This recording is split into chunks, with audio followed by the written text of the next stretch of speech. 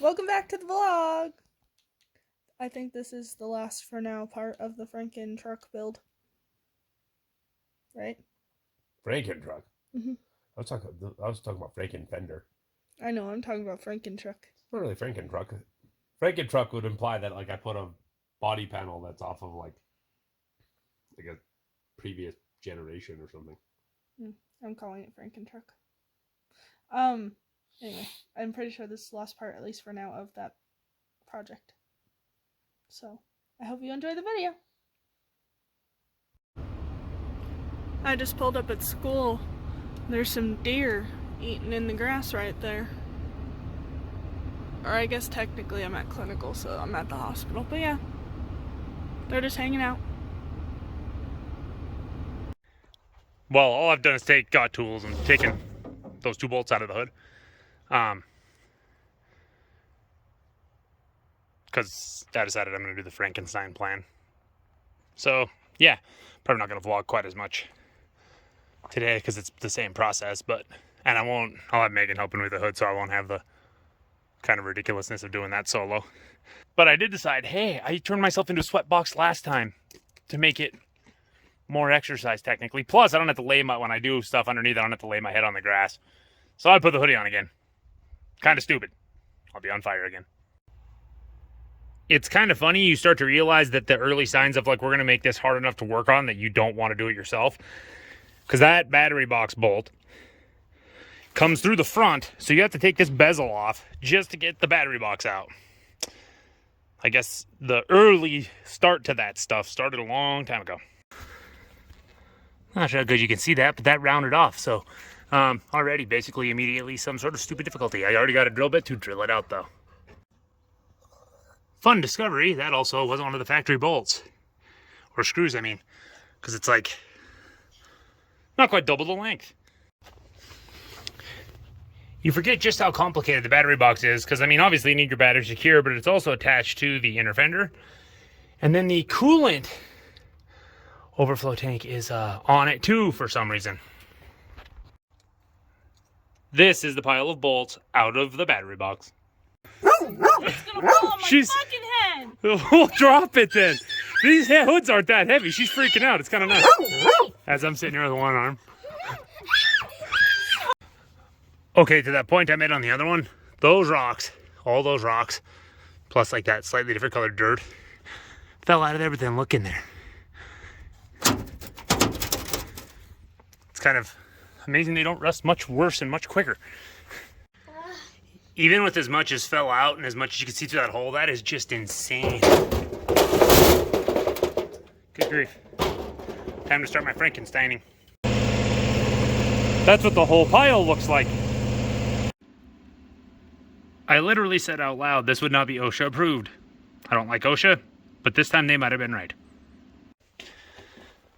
All right, so Frankenfender is complete. My welding skills are a lot more lacking when I'm doing more than just some tiny spot welds. But this one, my cutting skills is what really let me down. Because I was trying to fill I had the top and bottom pretty good, but the sides I was trying to fill about, quarter of an inch. Then that one was actually kind of cut good, but still didn't weld very good. Then this one, I overestimated how nice the metal was. Because down in there, it was so rusty and thinned out. I even touched it with the welder and it just instantly dissolved.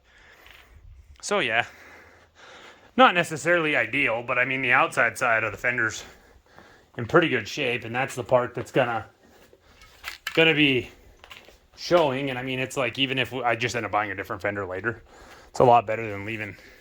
At that point though, I should have probably said screw it, not fixed anything, but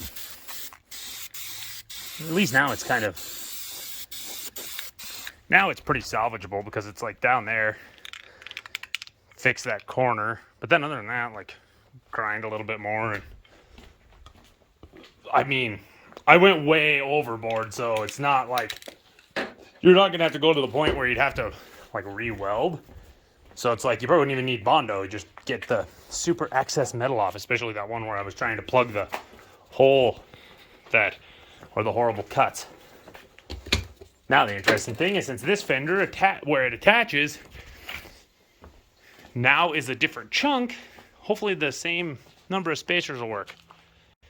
So yeah, no matter how much I was insulting my own welding, this is freaking ridiculous because they didn't like, I mean, the ones where I did bad, I had a giant gap because I screwed up cutting. But yeah, they had solid metal to solid metal, and they burned holes bigger than I started with. I mean, yeah, I probably used like half a roll. I don't know. I'm kind of exaggerating, but I probably used like 30 feet of wire feed to plug some of that. But I mean, for the most part, besides where it was super, super rusty, mine ended up pretty decent, especially compared to that. That's just, I'd be intrigued to pry on it to see if it popped right off. Okay, so I'm on my like 6th or 7th trip back and forth right now for a specific for that, which I thought was 13 millimeter. It's 12, but I got the hood on and went to close it. I'm like, why didn't it close? And glance over. I was thinking like maybe like I could just eyeball the one to be like, this is how that needs adjusted. No, it's not an adjustment. It's that this one, first off, like randomly, this is the only thing I've had to deal with in the last 2 days besides those 7 millimeters on this. That's metric, but then randomly they have a different style of latch. Just, I mean, today went kind of too smooth. The welding didn't go great, but this is part of the reason I didn't care that much, because that one's kind of up underneath there, underneath the heater motor, and then obviously the other one is on the back side right here, back here.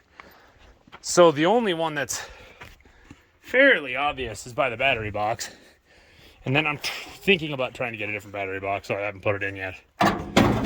But it's like, the battery box is in, it's gonna cover a third of it or so it ain't that bad. I might also just try to fabricate one, obviously not by welding, but just like cut it off right here, find something that fits roughly right, and then rivet it on, and then I could bend it and put my own holes in it.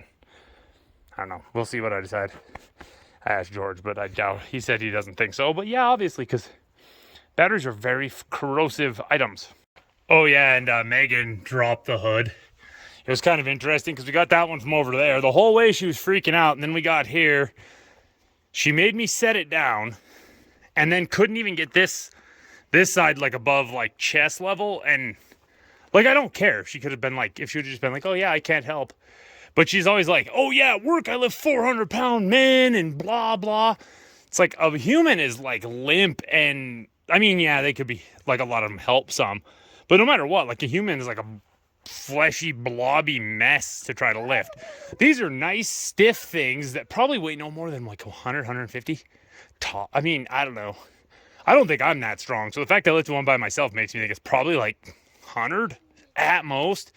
But I mean, like, worst case, it'd be 2. So it's like she's only holding one side.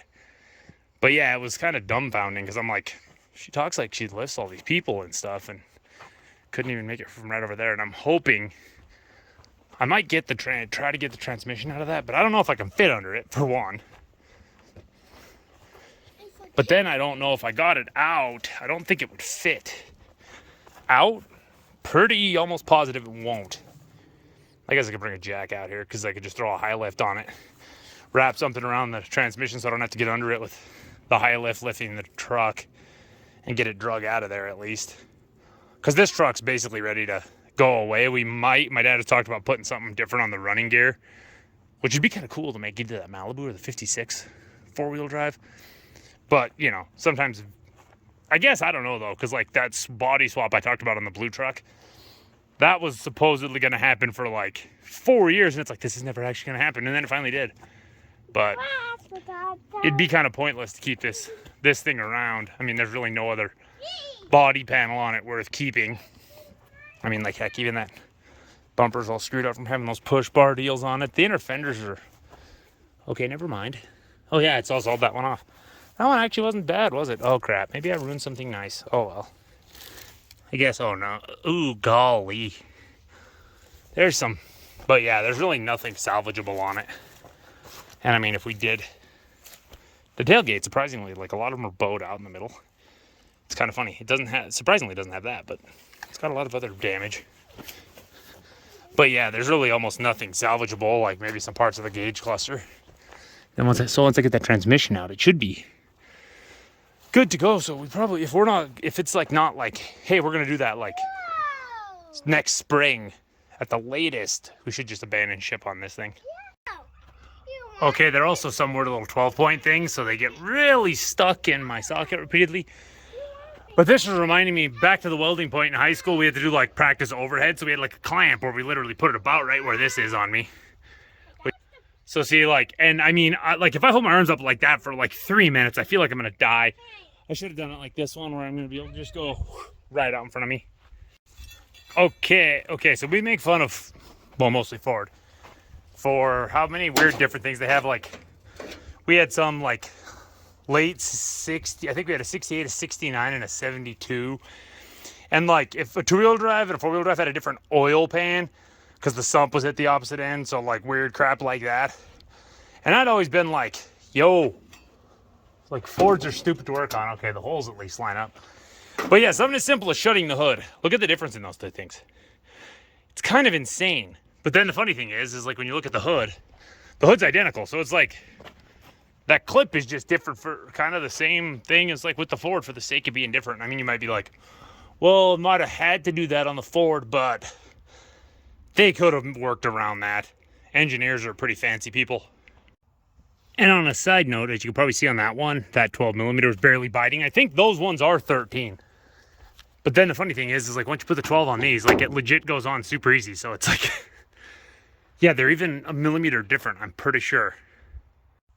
I also don't know if I clarified that where Megan put that little dent. By that point, she was up here on the front. Now we're going to see, this is going to be kind of interesting because it's like, I was hoping to be able to use the paint mark to line it up. Well, no, because completely different size and shape, because like we established that one has got like the angled side. Let's see what happens. Well, heck, first try. And I guess I'll open that and tighten those down, but here's the finished product. Might get some rattle can. I wonder if they have black primer. Obviously, I guess not quite finished. Need to put that on. I had that that screw I had to drill still sitting in the hole, and until I went and got the vice grips, when I got one of those stupid things stuck in that 12mm, I hadn't done anything about it. But yeah, so that's one little thing. And then that hood gap. Well, I guess the hood gap on this side was already bad. I almost wonder if this had something happen to this side, because it's like this side it took basically nothing, and it's like everything's pretty good. But then on this side, that gap's huge again, like it already was. And then like compared to the other one, like it's way worse. I think I could have taken a shim out of here, but I mean it shuts, and I mean obviously like this isn't permanent, like this isn't how it's gonna get driven forever. So I was like, screw it, because after my debacles welding and such. Yeah, and that's another thing. I don't know if I've pointed that out. Oh, I can't. Probably can't with the glare. But the glove box is just laying on the floor because the hinge is just part of the whole plastic actual box thing. And that hinge, they're pretty common to break. That one's broke. What if there's one in there? I came over here and had joy because, I mean, like, you can latch them even if they're not in good shape, but this is what I'm talking about. This one's got like a little hanging on right there. I'll have to go look in red. I'm pretty sure my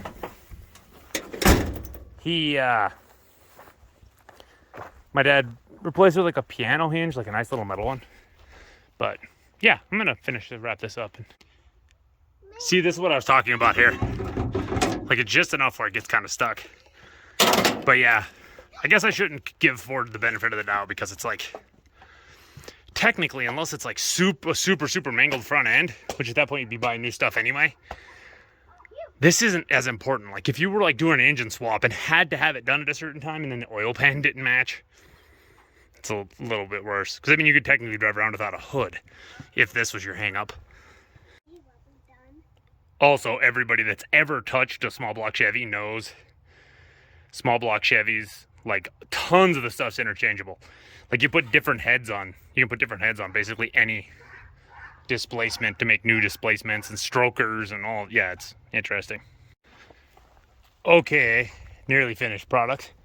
I just figured just in case we don't do anything with it, now they're on there to go away with it instead of having to throw them somewhere separate. Contemplated come out and beating on the fenders with a bat. But that one's on. I'm only doing 2 bolts. But yeah, just to show how beat in this was, I was like, I can't get that to line up at all. Can't get it from that angle very good. But yeah, that's like, yeah, they beat that in bad to fit whatever battery in there. That's because that's what I did over there. That bolt and that top bolt there. But yeah, then I'm probably giving up on the transmission idea. And then there's where I mangled it to cut the piece out. For anyone that decides to watch this, it has never really worked on vehicles. I literally didn't do anything besides tighten that bolt. It's kind of insane how just the threads on a bolt have enough oomph to just yank shit together. I mean, like, if you just look at them, like, that doesn't look like much. But if something isn't quite lining up, you just give her the onion. That thing will freaking, it'll pull it in. Okay, so something, I don't know, it's almost like this side of the core support's been messed up because this wouldn't quite line up. That one, the thing is ripped out of, so the screw wouldn't even catch. This one closed the gap back to the, closing a gap thing's like 3/4 of an inch. And then I ended up leaving those 2 in because then up there it's up against the, here, it's up against the core support enough to hold it still, but besides the crack, it actually doesn't look too bad. Okay, so I lied. Nathan was telling me, like, tell me how heavy the hood is. Like, I have no idea. I just lifted it. But I did put that hinge thing back on, or the clamp thing, and the hinges. But with it kind of down, like, there'd have to be an insane wind from, like, this angle. But, because, like, the inner fenders are still in it, I guess, like, maybe from this way. But yeah, if anybody has had an experience with something like this and had the hood blow off in the wind, let me know and I'll fix this.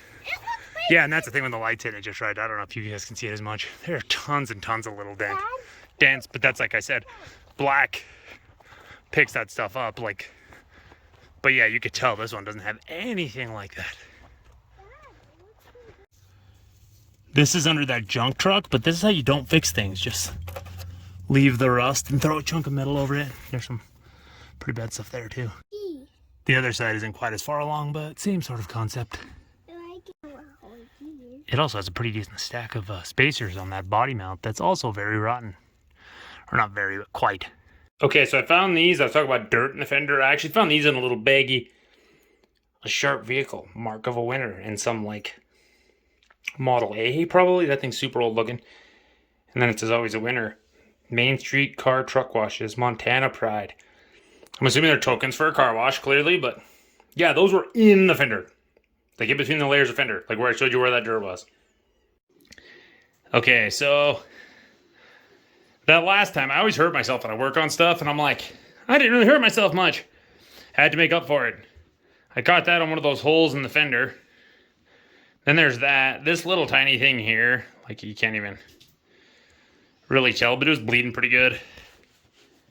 It's kind of funny. It always happens to my left hand. It's probably because it's too stupid to know where it's at. Right there, I got a couple little burns. Because when I was trying to put that littlest piece in, it, like, tipped over, so I used that opening. And the bottom part wasn't hot, so I plucked it like this and went to set it in. And I was like, I know I'm going to burn myself, but I was going to tack it right here. I can't even get the trigger to work right with my left hand. It's really weird. But then I went to, like, let go of it, and I was going to switch to pliers, and it, like, double tapped my top of my finger. But yeah. But when I was like, maybe OSHA is right. Because they're really mean about it. It's like, oh yeah, we're here so you don't die. But then, what are they actually? They're there to collect a bunch of fine money. Because they wouldn't be that harsh. They'd just be like, hey, do you want to die? No? Cool. Go about your business. But instead, they're like, hey, we're going to fine you to the point that both you and your employer are in incredibly dire straits. I mean, obviously, like, an employer wouldn't be, but yeah, OSHA's evil. Because then they usually, in a lot of cases, they'll find the employer and the employee. So, Depends on the employer. agreed.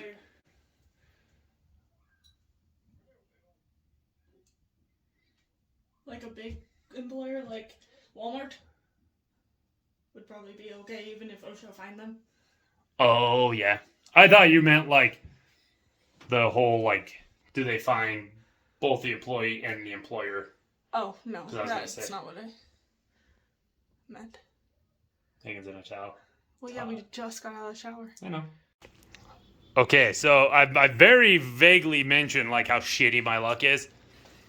Both of the tires on this side, you can tell by the way it's sitting, but both the tires on the side you can get at are perfectly fine. Oh, well, they're shit in the way. But then both the two on the other side, I think the one on the back is split to the point it won't even hold air.